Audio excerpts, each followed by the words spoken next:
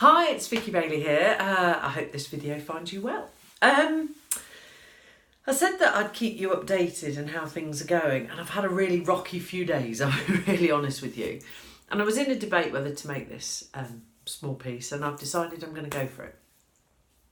So went away for the weekend and felt really quite ill. My chest was hurting, felt extremely tired.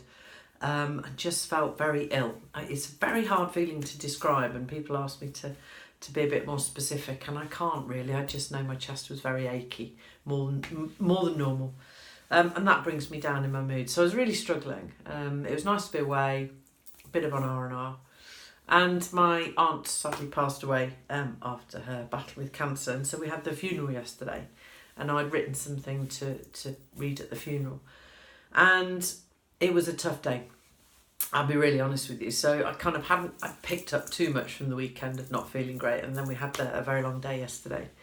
Got through it as we all do.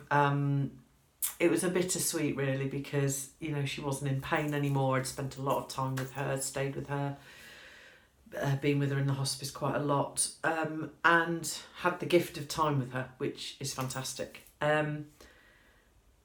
It also brought home about the mortality process that I'm going through and facing that for myself. Her and I had long conversations about that. So really tough and long day. And then a friend of mine texted last night and said, sorry for texting late, do you fancy a dog walk today?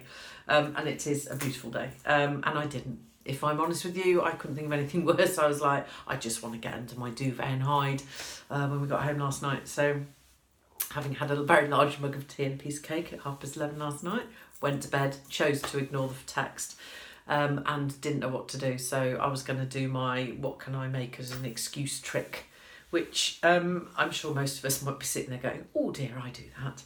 And then I thought, actually, one of my mantras and one of my things that goes on for me at the moment is I'm going to learn to say yes more and make the choices that I want to make around being really positive and maybe pushing myself a little bit in those choices. Which I think I've alluded to before. And it was one of those moments. It was like, actually, I haven't got anything on today. I can go for a dog walk with her. I have time. She has time. It's her day off.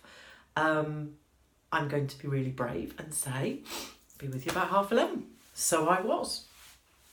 Thought I'd be there about an hour. We went for an hour and a half's walk, I think. Absolutely stunning day. Beautiful views. Colours are turning. Her and I nattered. We're god sisters, just to put in context the relationship. So we've known each other all our lives, and it's just a very lovely, easy thing to do, is have a natter, caught up on each other's news and how the families are doing, caught up about yesterday, and just, was in the fresh air with somebody I'm very companionable with, taking a dog for a walk. What's not to like? And so that completely lifted my spirit. My body's a lot better than it was this morning. It was very heavy this morning, a lot lighter. I've had a great day. So I just needed to share that and say I was brave and said yes. It was a tougher choice to say yes than it was easier to say no.